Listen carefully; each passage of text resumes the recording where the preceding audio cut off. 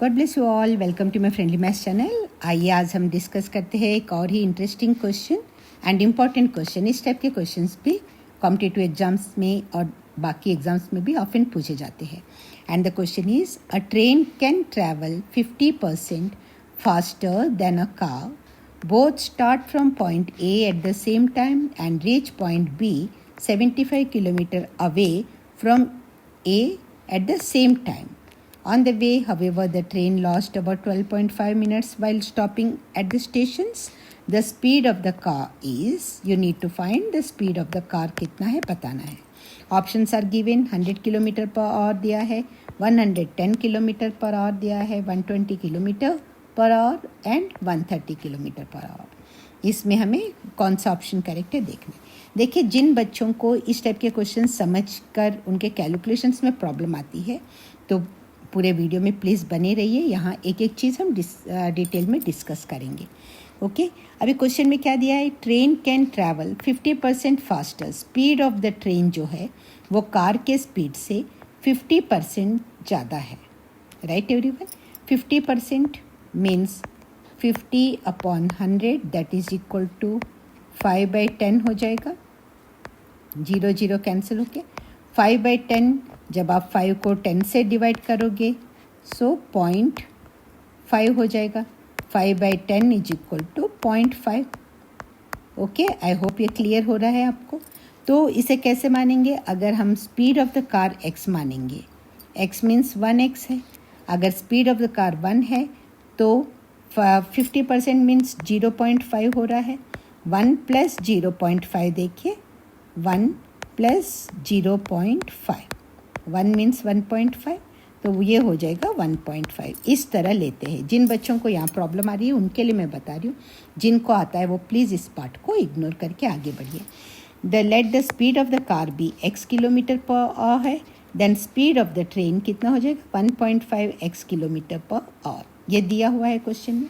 Distance भी दिया है 75 किलोमीटर अवे फ्रॉम ए है, so distance is equal to 75 kilometre हो गया। अब देखिए, स्पीड ऑफ द कार जो है वो कैसे है, speed of the train plus 12.5/60 hours, 12.5 minutes दिया है। इसका कन्वर्शन बहुत ज़रूरी है, नहीं तो पूरा क्वेश्चन गलत हो जाएगा। राइट, 12.5 मिनट्स है and 60 minutes is equal to 1 hour होता है।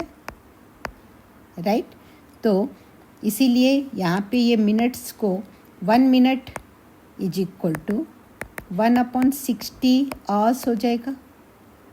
Okay, so 12.5 minutes is equal to 12.5 into 1/60, that is equal to 12.5/60 hours हो गया।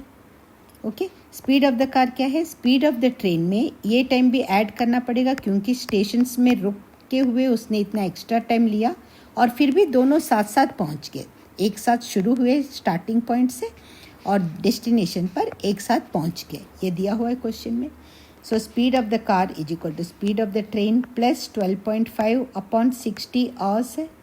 अब देखिए, ये स्पीड ऑफ द ट्रेन को आप इधर लाएंगे तो ये माइनस हो जाएगा, ये प्लस में है जो भी है, यहाँ आएगा माइनस हो जाएगा।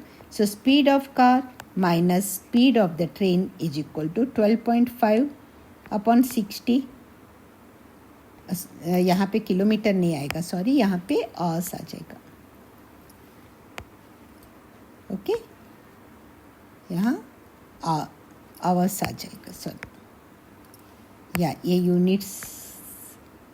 ओके, अब देखते हैं नेक्स्ट, स्पीड ये फॉर्मूला है, speed is equal to distance upon time होता है। ओके, अब देखिए यहाँ पे जो हमने लिया है इसी में मैंने वैल्यूज़ पुटअप कर लिया। स्पीड ऑफ द कार कितना है स्पीड ऑफ द कार जो है minus speed of the train, speed is equal to distance upon time है। Okay, speed is equal to distance upon time आ रहा है, तो इसी पर ये देखिए, speed is equal to distance upon time, तो जब आपको टाइम चाहिए होगा, okay, time is equal to क्या हो जाएगा, डिस्टेंस अपॉन स्पीड हो जाएगा, डिस्टेंस अपॉन स्पीड हो जाएगा। ओके, तो यहाँ पे हमने क्या किया, ये टाइम है, ये आवर्स में है, टाइम है। So time is equal to, time इधर आ जाएगा, डिस्टेंस अपॉन स्पीड आ जाएगा, और डिस्टेंस है 75 किलोमीटर, और स्पीड, कार की स्पीड को हमने x माना था, और ट्रेन की स्पीड हो जाएगा 1.5x, क्योंकि 50% ज़्यादा है। ये आई होप ये आपको समझ में आ रहा है। यहाँ पे speed is equal to distance upon time formula जो है, तो time is equal to distance divided by speed है, टाइम है यहाँ पर। ये देखिए इसी में अप्लाई करके लिया है ये। Okay, speed of the car minus speed of the train is equal to इतना आ रहा है।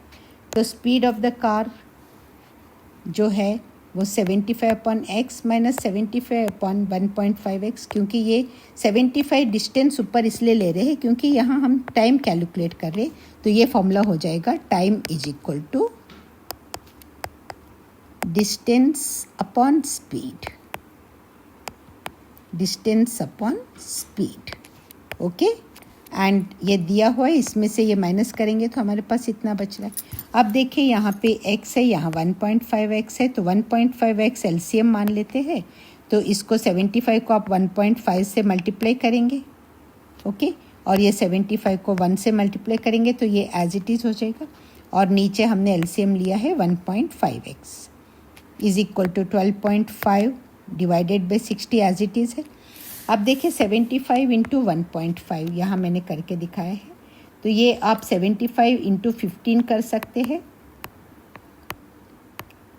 और जो आपका प्रोडक्ट आएगा उसमें ये 1.5 है, एक डेसिमल प्लेस है, यहाँ कोई डेसिमल प्लेस नहीं है, इसलिए यहाँ इधर से राइट से लेकर के एक डिजिट के बाद आप डेसिमल लगा सकते हो। ओके, सो हमें मिलता है product 112.5 minus 75 divided by 1.5x is equal to 12.5 upon 60 है।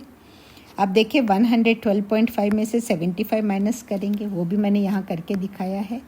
112.5 में से 75 नॉर्मल सब्ट्रैक्शन है ये, 5 में से 0 गए 5, ये डेसिमल को एज इट इज़ आप फॉरवर्ड करिए। अब 12 माइनस 5 7 एंड 10 माइनस 7 3, सो 37.5 आ रहा है। 37.5 divided by 1.5x is equal to 12.5 upon 60 आ गया। ये है ही इधर। अब देखिए इसे कैसे सॉल्व करेंगे। हमें 1.5x इधर लाते हैं, ये 1.5x ला लेंगे अगर, तो अब ये क्या होगा, 12 इसको इस तरफ लाते समय ये 12.5 अपॉन 60 है, तो इज इक्वल टू के इधर आके मल्टीप्लाइड बाय 60 अपॉन 12.5 हो जाएगा। ये देखिए यहाँ लिखा है 1. ये इधर आ जाएगा 1.5, ये डिनोमिनेटर में है, इधर न्यूमरेटर में चला जाएगा। अब ये जब इज इक्वल टू के इस तरफ आएगा तो 60 न्यूमरेटर में जाएगा एंड 12.5 डिनोमिनेटर में आ जाएगा। आई होप यहाँ तक आपको अच्छे से क्लियर है। Therefore x is equal to, both sides हम 1.5 से डिवाइड कर लेंगे। Okay, so 37.5 into 60 upon 12.5 into 1.5, ये जो है इधर डिनोमिनेटर में आ गया। अब देखिए ये नॉर्मल, आपको अगर डेसिमल में प्रॉब्लम आ रही है, 60 अपॉन 1.5 को मैं यहाँ करके दिखा रही हूँ। ये 60 upon 1.5 is equal to 600 upon 15 होगा। ये डेसिमल इधर लाने के लिए शिफ्ट कर, डायरेक्ट कर सकते हो अगर आप कंफर्टेबल है, अगर नहीं है तो ये डेसिमल को इधर शिफ्ट करने के लिए हम क्या करते हैं, 15 को 10 से मल्टीप्लाई करेंगे तो न्यूमरेटर को भी 10 से मल्टीप्लाई करेंगे। 60 इंटू 10 इज इक्वल टू ये 600 हो जाएगा, और ये 10 से मल्टीप्लाई करने पर 15.0 आता है, जो कि 15 ही होता है। अब 15 4 ज़ा 60 एंड 0 और एक 0 है एक्स्ट्रा है, तो इसीलिए इसका आंसर आ गया 40। ओके, आई होप यहाँ तक आपको अच्छे से क्लियर है। ये देखिए 37.5 इंटू 60 अपॉन 12.5 है, तो that is equal to 40। 60 upon 12.5 जो है, सॉरी 60 अपॉन 1.5, ये 1.5 इधर आ गया ना, 60 अपॉन 1.5 जो है उसका वैल्यू आ रहा है 40। अब क्या बचता है, 37.5 अपॉन 12.5 बच रहा है। ये दोनों कैंसिल हो सकते हैं, डायरेक्ट भी आप देख सकते हो, 3 से मल्टीप्लाई करोगे तो आपको ये आ जाएगा। अदरवाइज 5 से डिवाइड करते चले, आपको अल्टीमेटली 3 आंसर आ रहा है. So 3 into 40 that is equal to 120 km per hour. Therefore, the speed of the car is 120 km per hour is the answer. अगर ये वीडियो पूरा आपको अच्छे से समझ में आ गया है और आपको यूज़फुल लग रहा है तो प्लीज़ इसे लाइक कीजिए, और अगर चैनल को सब्सक्राइब नहीं किया है तो सब्सक्राइब कर लीजिए प्लीज़. मिलते हैं नेक्स्ट वीडियो में. ये वीडियो